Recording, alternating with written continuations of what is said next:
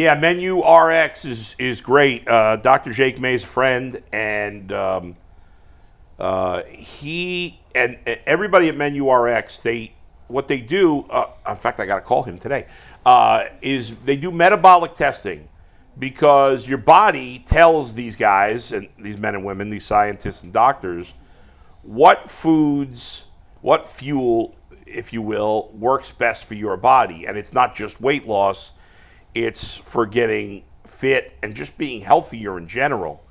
If you go to some big box weight loss place, they don't tailor a plan specifically for you.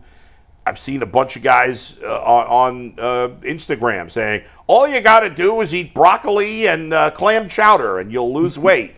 You know, these guys, you don't know if they're qualified. You don't know what the hell what's their background. And even if this crazy diet worked for them, it doesn't mean it's going to work for you and your body. It doesn't mean it's going to work to get you in the optimum shape. So go to menu-rx.com today. Sign up for a program. Might be covered by your insurance if you have it. HSA or FSA spending accounts. So you might have to put nothing out of pocket. And if you sign up now, you tell them Adam the Bull sent you. You get a 1-year subscription to the Ultimate Cleveland Sports Show for all our bonus content. It's a $60 value, absolutely free. Menu-rx.com. No one in the history of the world has ever said, hey, you try to lose weight? Go pound some clam chowder. Clam chowder. Ever. All right, you don't know what you're talking about because there's guys on the internet saying everything. And people just listen to people get their news, just random people on the internet. That's fair. And they do all kinds of stupid stuff. And by the way, New England clam chowder is creamy, but Manhattan clam chowder is broth-based. It's still, and it's nothing. It's actually not bad for you. I'm not saying it's bad for you, but it's not calorically. Especially, well, if it's homemade and you're using just vegetables and little pieces of clam on like a tomato-based sauce, that's not bad. You're not losing weight on that, but it's not unhealthy. No. And even New England clam chowder with the cream is definitely heavier. Yeah. But I'm just saying, no dietitian's ever like, all right, chicken, white rice, broccoli, carrots, clam chowder. Like what does it fit with the rest? You're right, Bull. You know what? You're right. People say doing all kinds of stupid stuff. Dr. Jake's a lot smarter than me. So if he says way smarter. If he says pound clam chowder, he does not say that. Pound clam chowder.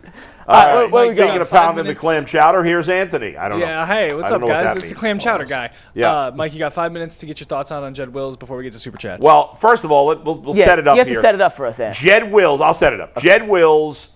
I don't know if he said it or his agent. Jordan Schultz tweeted it out. Oh, Jordan Schultz. Right. He tweeted out that Jed Wills is dealing with lingering knee issues. Obviously, last year was a mess. He's plans to sit out most, if not all, of the upcoming season to fully recover and get back 100%. Wills, supposedly, according to Jordan Schultz, has had offers but has been uninterested. This is a weird scenario. What do you make of this? Don't drop this graphic. Is this the worst use of breaking news in the history of NFL insiders? I like Jordan, but he does that all the time. Us watches the show, by the way. Jordan sent this stuff. I don't know if he watches, but he has sent Jordan's stuff. really awesome. He's a good dude. I've never met him personally, but I've talked with him, and he does this quite with the breaking news. There was nothing breaking or newsworthy about this. Why? Because this is an agent clearly just giving a scoop, trying to drum up some interest. Well, I'm going to dissect this whole tweet. Steve, please pull it back up. I don't believe he's had multiple offers. Well, we're going to go line by line here, but please pull tag board back up here. I'm pulling a time. Steve, give me the tag board here. So first off, breaking. I need the tweet here, Steve. Come on. Thank you. It's not breaking news. Second off. Yeah. Is that not how you say it? No. Secondly, sorry. Is planning to sit out most or possibly all of the upcoming season to fully recover and get back to 100%. I am no medical expert. Mm-hmm. He had arthroscopic surgery at the end of the 23 season. Mm-hmm. Then he missed part of OTA and training camp and wasn't ready to start 2024, right? Yeah. Mm-hmm. Then he got hurt again and got knocked out. Mm-hmm. Either this is the most severe case of that individual injury we've ever seen, or his body heals incredibly slow. Then Jordan Schultz said that Didn't he get hurt again last year? But it was just wasn't a reconfiguration of the injury. I have no idea. I don't know. And then remember he said he didn't want to play because it was a business decision. Right. Because he was trying to get back to 100%. Yeah. So clearly he was still having lingering issues. Yep. Not at 100%, not back to 100%. And then Jordan said he has multiple interest drawn from multiple teams. If he had interest from multiple teams, why would he not consider signing a contract for millions of dollars to go play football? I feel like you only put this statement out if you have interest from the same amount of teams that I have, which is 0. So you could try and drum up some interest, and maybe a GM said, oh, you know who I forgot about, G? I forgot about that Jed Wills guy. He was a first-round pick, right? Oh, top 10 pick. This was the most orchestrated. And listen, I would do the same thing. If I was Jed Wills in his situation, I do not blame Jed Wills for doing this whatsoever. But let's not pretend and make something out of this that it's not. This is a completely orchestrated, agent-driven, let's get Jed Wills' name back in the news cycle so we can get somebody talking, which we're doing, and maybe a team will remember that he's still available. I don't buy any of it. I agree with you. I also think on the other side, I think Jed Wills, I think he's dealing with part of the game. And part of the game is, for a while he became a meme. He became a person who people were pointing out that wasn't doing or stopping on plays. And I take what Joe Thomas say. I think it got in his head, and I think it became something that wore on his psyche. I think when you're a top 10 pick, people forget that you're very prideful. We talked about this with Deshaun Watson. We talked about this with Nick Chubb and a lot of other people. When you're a football player and that's your identity, and you're not playing well, or you're not living up to certain expectations, or you're injured, right, and you're not who you thought you were, or you're not having an opportunity to play at 100%. Some people never mentally recover from that. And I'm going to tell you this, the mental aspect of the football field is just as important as the physical. And I just think when Jed Wills got injured, he wasn't feeling well. He wasn't a person that's used to talking a lot. He said the business decision, that compounded with all the memes and people showing how he stopped on plays, that messed with his head.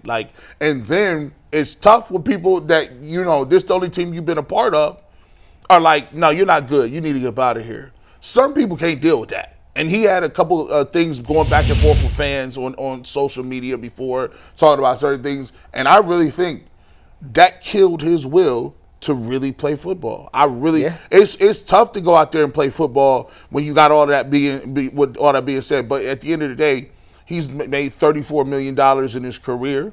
It's part of the game. It's tough conversations that people have. That comes with being a football player in the top 10 pick.